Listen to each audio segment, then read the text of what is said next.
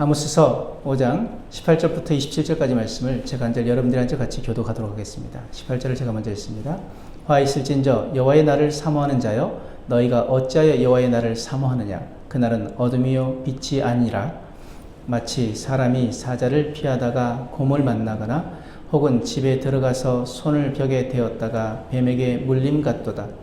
여호와의 날은 빛 없는 어둠이 아니며 빛남 없는 캄캄함이 아니냐. 내가 너희 절기들을 미워하여 멸시하며 너희 성회들을 기뻐하지 아니하나니 너희가 내게 번제나 소제를 드릴지라도 내가 받지 아니할 것이요 너희의 살찐 희생의 화목제도 내가 돌아보지 아니하리라. 내 노랫소리를 내 앞에서 그칠지어다.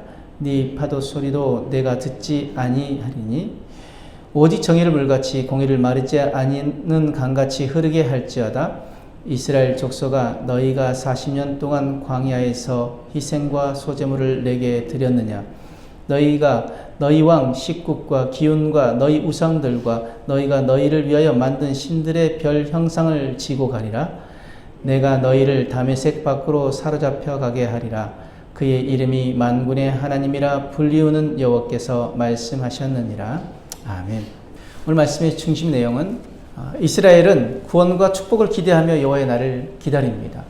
그러나 거짓된 예배와 삶을 버리지 못한다면 그날은 오히려 저주와 심판의 날이 될 것이라고 말씀하신 것입니다. 그래서 오늘 말씀 통해서 우리는 무엇을 깨달아야 할까요?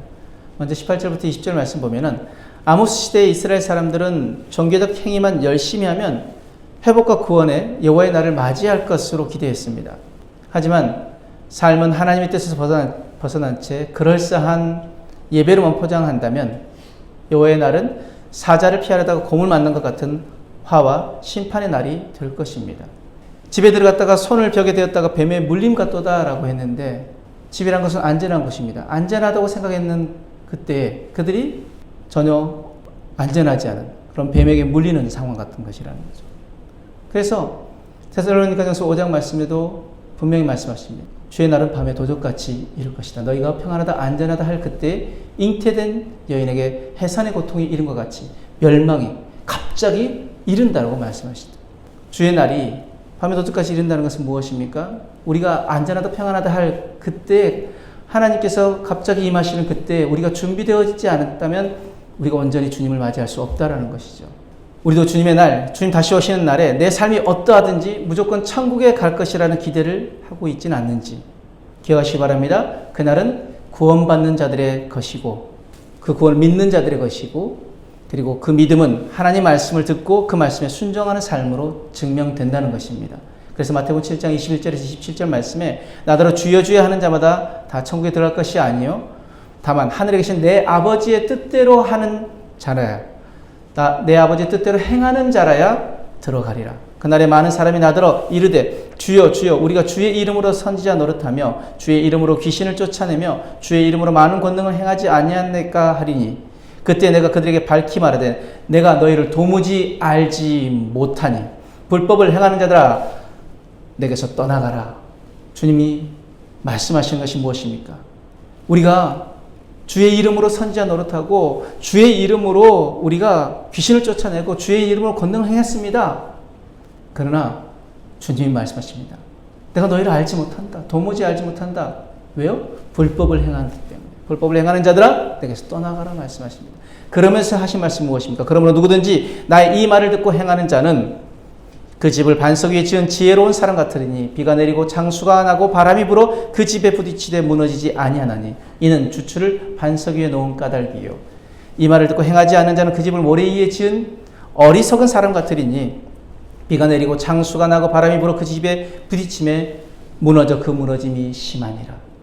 우리가 하나님 말씀을 듣고 행할 때 우리는 반석 위에 지은 지혜로운 사람이라고 말씀하십니다. 그러나 말씀 행하지 않는 자들은 뭐라고 말씀하십니까? 모래 위에 집을 짓는 어리석은 자와 같다라고 말씀하십니다. 그날의 심판의 날에 우리가 온전히 반석 위에 지은 집이냐 모래 위에 지은 집이냐에 따라서 우리의 결과는 완전히 달라지는 것입니다.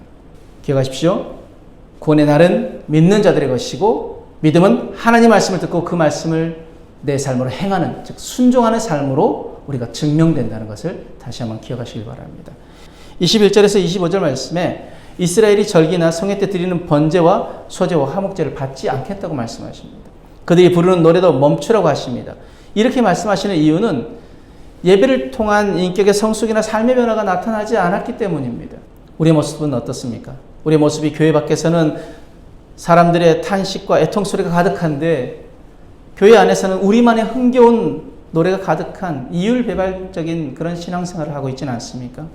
하나님 원하시는 것은 정의를 물같이 공의를 강같이 흐르게 하는 것입니다. 24절에 정의 미시파트는 12절과 관련해서 가난한 자들을 억울하게 했던 그 재판장들에게 진실되고 엄정하고 사심이 없는 재판을 요구하는 것이고, 공의 체다카는 11절과 관련해서 부당한 세금과 뇌물로 나라의 통치자들이 백성을 착취하고 억압하는 행위를 중단할 것을 요구하는 것입니다. 팔레스타인 지역에 그 내리는 그 천은 간헐천입니다. 비가 오면 물이 흐르고 비가 내리지 않으면 물이 흐르지 않습니다. 즉 간헐천이 아니라 사시사철 흐르는 영구히 흐르는 강이 되게 하라는 것입니다. 이 말은 무엇입니까? 정의와 공의가 일시적인 것이 아니라 끊임없이 한결같이 계속되는 사회가 되게 하라는 것입니다. 오늘 이 말씀이 오늘 우리에게도 주시는 말씀 아닙니까? 이 사회에도 지금 말씀하시는 거 아닙니까? 지금 이 사회에 뭐가 사라졌습니까? 정의와 공의가 사라졌습니다. 오늘 하나님이 엄중히 우리에게 말씀하십니다. 정의와 공의가 강같이 흐르게 하라고. 그 물이 끊어지지 않게 하라고. 그것이 누구를 통해서 흘러가야 합니까? 바로 우리를 통해서 흘러가야 될 줄 믿습니다. 이사야서 58장 6절 11절 말씀에 내가 기뻐하는 금식은 흉악의 결박을 풀어주며 멍에의 줄을 끌어주며 압제당하는 자를 자유하게 하며 모든 멍에를 꺾는 것이 아니겠느냐. 또 줄인 자에게 내 양식을 나눠주며 유리하는 빈민을 집에 들이며 헐벗은 자를 보면 입히며 내 권력을 피하여 스스로 숨지 아니하는 것이 아니겠느냐. 그리하면 내 빛이 새벽빛같이 비칠 것이며 내 치유가 급속할 것이며 네 공의가 내 앞에 행하고 여호와의 영광이 네 뒤에 호위하리니 네가 부를 때 나 여호와가 응답하겠고 네가 부르짖을 때는 내가 여기 있다 하리라. 만일 네가 너희 중에서 멍에와 손가락질과 허망한 말을 제하여 버리고 줄인 자에게 네 심정이 동하여 괴로워하는 자의 심정을 만족하게 하면 내 빛이 흑암 중에 떠올라 네 어둠이 낮과 같이 될 것이며 여호와께서 너를 항상 인도하여 메마른 곳에서도 네 영혼을 만족하게 하며 네 뼈를 견고하게 하리니 너는 물된 동산 같겠고 물이 끊어지지 않는 샘 같을 것이라. 아멘. 우리의 삶이 하나님 앞에서 물된 동산이고 물이 끊어지지 않는 샘과 같이 되어지게 하기 위해서 우리에게 요구하시는 것이 무엇입니까? 하나님이 기뻐하는 금식. 야, 너희들이 그냥 금식한다고 그 모습만 금식하는 모습처럼 그렇게 행하는 것이 아니라 너의 삶으로 행하라는 것입니다. 어렵고 압제당하고 고난당하는 자들을 찾아가서 도와주라는 것입니다. 그들을 외면하지 말라는 것입니다. 지금 내 권력을 피하여 숨지 말라고 말하는 것은 무엇입니까? 내 형제 자매 가운데 어려운 가운데 있는 자들을 돌아보라는 것입니다. 그들의 어려움을 외면하지 말라는 것입니다. 우리가 그들을 외면하지 않냐고 헐벗은 자들을 입히고 그리고 줄인 자들에게 양식을 나눠주고 압제당하는 자들을 자유하게 하면 하나님 뭐라고 말씀하십니까? 하나님께서 우리의 치유를 급속하게 하실 것이고 새벽빛같이 비치게 하실 것이고 공의가 우리 앞에서 행하고 하나님의 영광이 우리의 뒤에 호위하고 우리가 하나님을 부를 때 하나님께서 응답하시겠다고 말씀하십니다. 우리가 부르짖을 때 내가 여기 있다라고 말씀하시겠다고 말씀하십니다. 우리가 하나님의 그 말씀대로 행할 때 우리의 삶에 하나님 우리를 인도하여 메마른 곳에서도 우리의 영혼을 만족케 하시며 우리의 뼈를 견고하게 하시며 우리의 삶이 물된 동산 같고 물이 끊어지지 않는 샘 같은 귀한 은혜를 누리는 저와 여러분들의 삶이 되어지길 주님을 축복합니다. 그러기 위해서 우리가 행하는 것이 무엇입니까? 말씀을 행하는 것입니다. 말씀을 삶으로 살아내는 것입니다. 26절 27절 말씀에 하나님의 심판을 받아 다메섹 밖으로 사로잡혀가는 이스라엘 손에 여전히 아수르의 우상인 식국과 기운이 있었습니다. 포로로 잡혀가면서도 우상을 버리지는 못하는 모습은 그들이 왜 그러한 심판에 이를 수밖에 없었는지 알려줍니다. 하나님밖에 의지할 분이 없는 상황인데도 불구하고 여전히 우리의 삶 속에서 버리지 못하고 있는 우상은 없습니까? 예레미야 2장 13절 말씀에 내 백성이 두 가지 양을 행하였나니 곧 그들이 생수의 근원되는 나를 버린 것과 스스로 웅덩이를 판 것인데 그것은 그 물을 가두지 못할 터진 웅덩이들이라. 스스로 웅덩이를 판다는 것은 무엇인가? 내가 스스로 만든 우상. 그리고 내가 섬기는 우상들입니다. 내가 스스로 만든 우상은 무엇입니까? 성공을 위하여서, 그것들 위해서 쫓아가면서 하나님보다 더 사랑하는 것들이 우상이라는 것입니다. 내가 섬기는 것들, 다른 사람들과 비교해서 내가 그만큼 차지하고 얻기 위해서 노력하는 그 모든 것들, 하나님과 상관없이 행하는 모든 것들이 우상이라는 것입니다. 우리가 행하는 모든 것은 하나님 안에서 행해야 될 줄 믿습니다. 하나님 앞에서, 코람되어 하나님 앞에서 행하여 우리의 삶이, 우리의 신앙이 하나님 앞에 온전히 행하는 신앙이 되어질 줄 믿습니다.